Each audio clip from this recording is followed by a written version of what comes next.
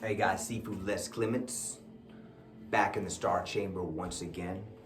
Want to go ahead and continue this video. So, I was talking about magnitude, right? Shine, glow, radiance. So, the sun, when the sun exists as it is, and all the planets are around it, orbiting, it is doing exactly what it's supposed to do. The sun is on its purpose. Are you following me? The gigantic sun that gives us light, our planet, and every other planet in our solar system, is shining so hard and producing so much energy. But does it have a need for image?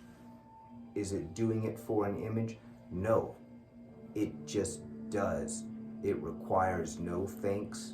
It requires no gratitude back. It requires absolutely nothing back. Its payment back is generating life.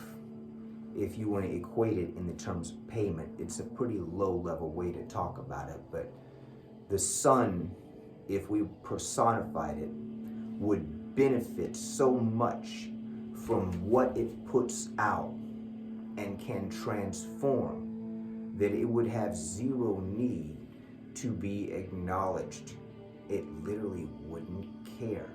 It is the center of all of these things that are being affected. All these planets and all these life forms are just really benefiting from this energy, from this entity, if you want to call it that, this object, whatever you want to call the sun, this energy, this ball of energy that really doesn't care.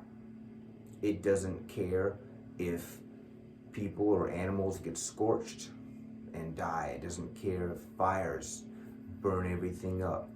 It doesn't care if everything is wonderful. But the point is the sun reflects the power of existing, exuding, and pervading.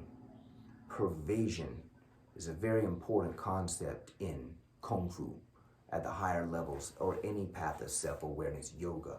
The presence is strong, it pervades, it permeates, and transforms, or it repels. It can definitely repel. So keep that in mind. So you have the moon as well that follows the sun. The moon in all of its beauty, all of its glory, all the emotional calmness, the way that it cools the sun, it really doesn't care. It doesn't require any acknowledgement. It just shines, it illuminates just like the sun. So the sun and the moon shine, they illuminate. It's humans that artificially try to shine with things that glow. You know, I had mentioned in the last video about gold and silver, jewelry, and how gold is, what gold does is gold energizes, it intensifies things. That's the word. Gold intensifies anything that it comes into encounter with. So if you wear gold on your hand, it's going to intensify.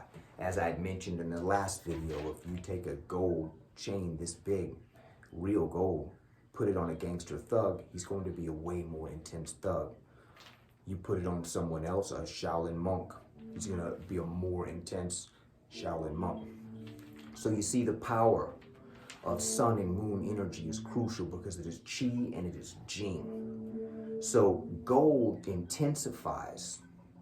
Silver, which is moon, purifies. So gold is a physical manifestation of the sun. Therefore, it intensifies because the sun burns intensely. Where moon, silver, corresponds directly to the moon, the lunar liquid element that cools the sun.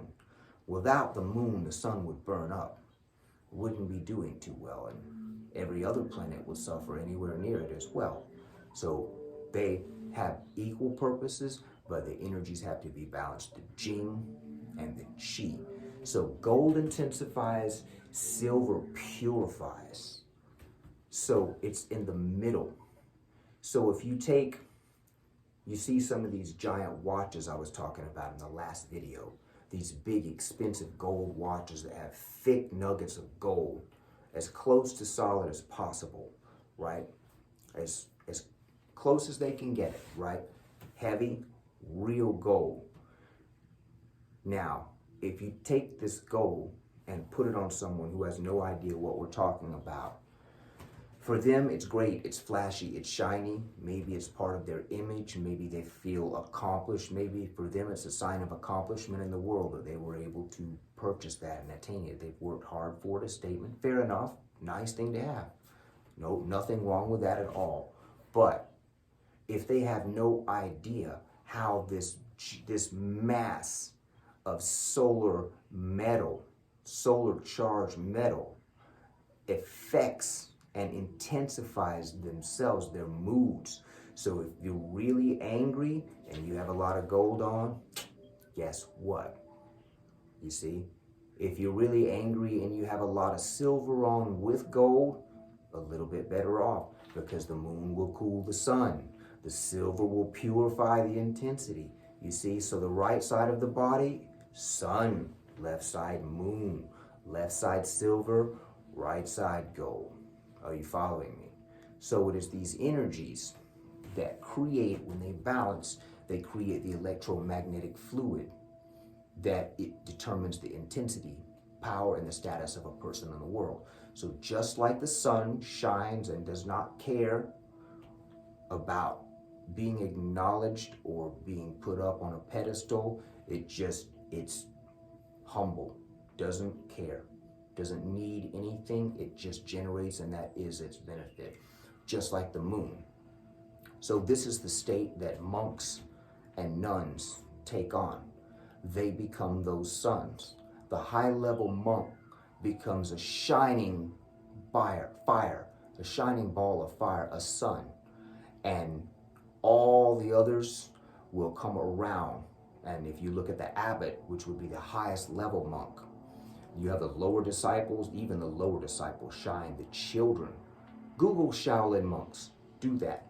And watch how they shine. And you will see every one of these in perfect balance. You will see that shine on them. So the shine is not about image. Someone who is trying to shine or look better or cover up things, that's shame. It can be dealt with, but it doesn't help. It doesn't help at all. So remember, you can intensify things, or you can purify things, or you can do both. So keep in mind, stones is another thing. This is obsidian. Obsidian is also known as the witch's stone, is a protective stone. So things, as I mentioned in the last video, negative energy gets stuck, and you can cleanse it in salt water, because salt is very purifying. So remember, salt is crystals, and crystals resonate on multiple dimensions. Okay, so if you found this video helpful, the second part, go ahead and click that like video, or like button rather, if even subscribe is better. Okay, see you lessons, friends, out.